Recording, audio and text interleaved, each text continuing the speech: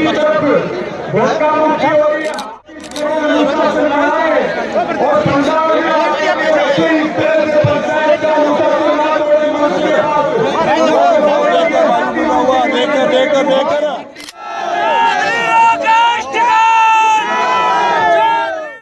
देखो अभी 4-5 जुबले काम कर रहे हैं, आप लोग ध्यान से सुन लेना। पहला काम उनका एजेंडा है हिंदू और सिख को लड़ाना, ये उनका एजेंडा तय हो चुका है। आप अगर उनके एजेंडे में फंस गए तो वे कामयाब होंगे, इसका मतलब आप उनके चक्रव्यूह में फंस गए। ये उनका पहला एजेंडा है कि इसको हिंदू और जो सिख है इसको आपस में तोड़ा कैसे जाए, इससे बचना है बिल्कुल। दूसरा है कि खाप पंचायत, ये खास करके खाप पंचायत हरियाणा और पश्चिम उत्तर प्रदेश में है। खाप पंचायतों को वो पूरा टारगेट बना रहे हैं कि एक खाप पंचायतों को दूसरे खाप पंचायत से कैसे लड़ा जाए, ये उनका एजेंडे में शामिल हो चुका है। तो खाप पंचायत वाले एक दूसरे के खिलाफ जाना ही नहीं, क्योंकि ये बीजेपी का एजेंडा है। तीसरा, वे जातिगत किसान संगठन बनवाएंगे, अलग अलग जाति के अलग अलग किसान संगठन बनवाएंगे, जिसमें वे शुरुआत कर भी रहे हैं। दूसरा वे बनवाएंगे खापू के अलग अलग संगठन बनवाएंगे। तीसरा, वे अलग अलग फसलों के संगठन बनवाएंगे। हरियाणा में धान और गेहूं पैदा होता है तो इसके अलग संगठन बनवाएंगे। पंजाब में धान और गेहूं ज्यादा पैदा होता है, कुछ गन्ना, उसके अलग अलग संगठन बनवाएंगे। ये सरकारी किसान संगठन देश में बनेंगे। वे सरकार के खिलाफ कुछ नहीं करेंगे, वे एसकेएम के खिलाफ बोल देंगे। उनसे घबराने की जरूरत नहीं। हम तो जिनका बाप दिल्ली में बैठा, ये किसान मोर्चा तो उनसे नहीं डरा। तुम्हारी औकात नहीं है, क्योंकि जो वे चाल चलेंगे हम उसको चाल का पहले पता है। हमको पता है उस चाल का। जो कि जींद और हरियाणा एक क्रांतिकारी क्षेत्र है पूरा, और ये एक बीच में पड़ता है। इसमें उत्तर प्रदेश के लोग भी आए, इसमें पंजाब और हरियाणा, दिल्ली, उत्तराखंड, कई स्टेट के लोग इसमें यहाँ पे आए।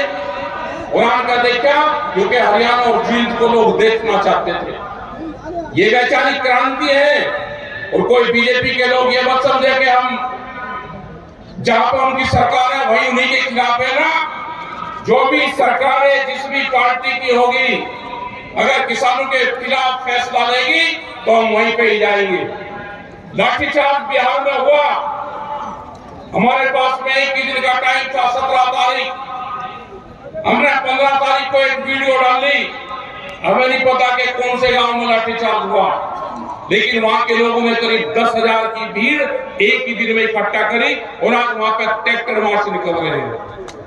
ये जो ट्रैक्टर क्रांति है, ये जो ट्रैक्टर मार्च है, ये निकल रहे हैं आज पूरे देश में निकल रहे। जब सभी हम संयुक्त मोर्चे की मीटिंग दिल्ली से 1 साल पहले खत्म हुई, वहां से स्थगित किया आंदोलन। हम पूरे देश में गए। हमारे जो लीडर हैं, किसान संयुक्त मोर्चे के 40 बड़े लीडर हैं, अब अपनी जत्थेबंदी के लीडर हैं, वे संयुक्त मोर्चे के लीडर हैं। वे पूरे देश भर में जा रहे हैं, उनकी मीटिंगें होती है, उनसे लोग सुनते हैं और लोग ये क्वेश्चन करते हैं कि एमएसपी का कानून कब बनेगा। वो आपको कहते हैं कि एमएसपी का कानून बनाओ, उस पर आप लड़ाई शुरू करो। ये वैचारिक क्रांति चल रही है। आज भी यहाँ पे प्रेस के लोग पूछ रहे कि ये मीटिंग क्यों करी। ये मीटिंग भी है, ये गोष्ठी भी है, ये पंचायत भी है, ये आंदोलन की रूपरेखाएं भी है। दिल्ली का जब मीटिंग होगी, 1 मार्च में मीटिंग यहाँ पे साथ तय करी अभी, उसकी डेट 15 से 22 के बीच में रखी। डेट कौन सी फाइनल होगी, क्योंकि कोई जगह आपको दिल्ली में देगा नहीं। हमको वैसे ही डेट पे डिक्लेयर करनी पड़ेगी। 9 फरवरी को जब संयुक्त मोर्चे की एक मीटिंग होगी, उसमें साथ में डिक्लेयर करेंगे। यही हमारे लीडरों की बातचीत हुई है। देखो, घबराने की जरूरत नहीं है। ये सरकार आपकी जमीन छीनना चाहती है। ये हमको पता चल गया कि सरकारों की नियत हमारी जमीन के ऊपर है और हमको अपनी फसल और नस्ल बचानी है, तो आंदोलन का हिस्सा रिफ्रेश करना चाहती है। देखो, 2-3 चीजें हैं। हम पहले हरियाणा की बात कर लेते हैं। हरियाणा, क्योंकि हरियाणा की जींद की जमीन पाए, सारे किसान संगठन आए, हमारे सारे बड़े लीडर्स यहाँ पे आए, एसकेएम के लोग, जो 40 जत्थेबंदी के लोग थे, वे यहाँ पाए पंजाब से, और पूरे देश भर से करीब 500 से भी ज्यादा किसान संगठन के लोग आपकी तरफ देखते रहते हैं। हरियाणा में अभी चल रहा है कि जैसे गन्ने का यहाँ पे एक बड़ी लड़ाई चल रही है हरियाणा में। शुगर मिलें बंद है और यहाँ की सरकार ने 10 रुपए बढ़ाए। हम देखते थे पहले कि हरियाणा में रेट बढ़ेगा तो पंजाब में उसके साथ चलेगा, उत्तर प्रदेश और उत्तराखंड में भाई हरियाणा में इतना रेट है, बढ़ा दो। लेकिन कम रेट है, पंजाब उससे ज्यादा आ गया। उत्तर प्रदेश में रेट बढ़ गए 20 रुपए ज्यादा, लेकिन 20 रुपए हरियाणा वाले ध्यान से सुन लेना, 20 रुपए आपका किराया भाड़ा यहाँ पे लगता है, तो आप उत्तर प्रदेश के बराबर हो। आंदोलन तेज करने पड़ेंगे और भी सख्त आंदोलन करने पड़ेंगे। जैसे हमारे सरपंच हरियाणा के, क्या धोखा नहीं उनके साथ में हुआ? क्या उनका फंड नहीं काटा गया? क्या वे सरपंच बन गए आंदोलन करके? क्योंकि आंदोलन जब दिल्ली में चला तो बहुत से लोग सरपंची का चुनाव लड़े और वे जीते, उन्हें सिद्धि सरकार को टक्कर दी। क्या नए नए कानून बना दिए?